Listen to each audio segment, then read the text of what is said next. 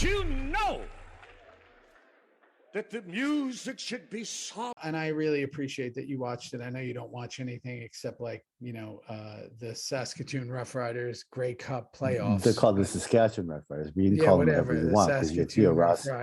You're my bro. The Ottawa Senators and the they're called the Red. Yeah, that's right. The Senators are in hockey. And that's the exactly Expos. Right. Yeah, they're dead, but they're in Washington now. But they'll never be dead, really. Whatever. Doug Flutie or whatever you're watching out there. Okay, you're turning into the Mad King right now. You ready? The Mad King. So the Mad King, there is something very important that happened in this episode. You had tipped this episode off to me, meaning that you were kind of had a certain feeling about it. And then I watched it.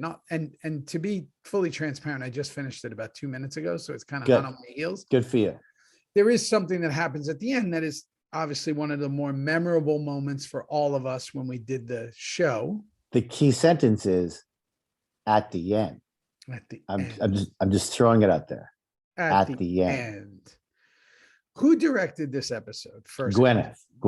Quarter-Page. Good. She's the greatest. Okay. The Mad King is in reference to, because I know that's from a Game of Thrones thing, because that's a name from Game of Thrones, but obviously this predates that. Is that like an Alice in Wonderland thing?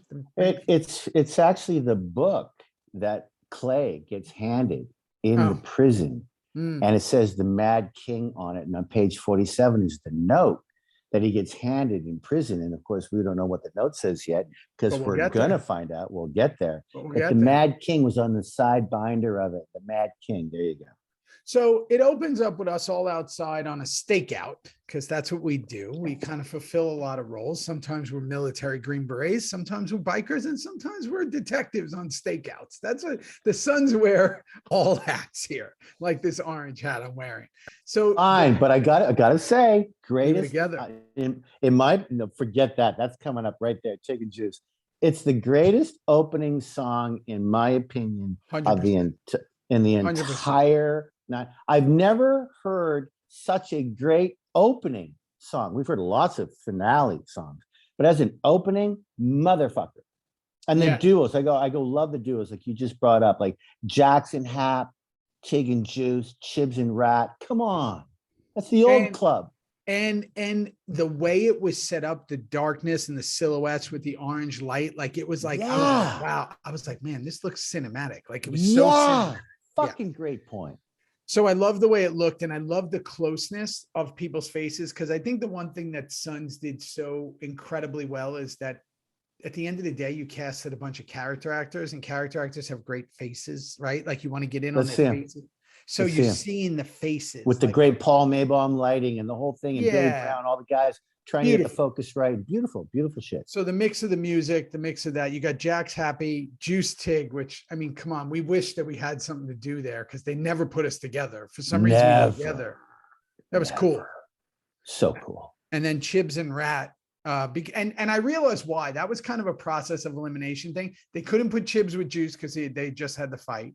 Because they would want to put Tig with Rat because you guys had just done some stuff. Got a little connection going on now. But they couldn't put Chibs with me, and they needed to put Jax and Happy together for some reason, whatever that may be. They needed an enforcer of some type to come in and do the stuff that Jax needed. So by mistake, something they should have been doing for 6 seasons, they put Juice and Tig together. In the 5th episode called The Mad King. Yeah. So Gemma now in lockdown. We go to lockdown. We're on lockdown again. Here we go. A lot of Fritos, a lot of Doritos. Just said, how the fuck do we protect our own at the club? Here we go again. We're going to try it again. Silly. What a bunch of nonsense. So I have a question for you in the next scene. Clay's in prison. Yep. And I went, and you don't have to answer this if you don't want to, Rossi. This is really our show, but you run the reins of the horse. How does Clay get out of prison? Don't know. Like, I've completely forgotten how the fuck he gets out. Something came to me later on in this episode that there is some kind of, for lack of a better word, extraction with like cars or something, because I know that there's something with like a bank truck or an ambulance. Because I remember that big scene. I remember that big scene at the airport that we did where Juice felt like shit. But again, I don't want to Okay, anyway, you don't. Fine. So Clay's in jail. He's Yep. he's now back in like Gen Pop. He's with Yep. everyone. He's not on his own. Nope. And, you know, we flash through everyone. Hey, guys. Hey, if guys. you want to see this full episode, click on our subscription service down below, Yep. where we have not just the rest of the Reaper Review episodes, but we have everything else, which is our other show, Theory. Discord, merchandise, Q&As, so much going on. I can't even keep up, Theo. Greeting videos that we Come send on, to come on. everyone, our merch shops, our exclusive gear, plus again our other show, Theory, Yep. that Kim and I also do. So hey, continue the journey of Reaper Reviews, and also come start the new journey with our Theory show.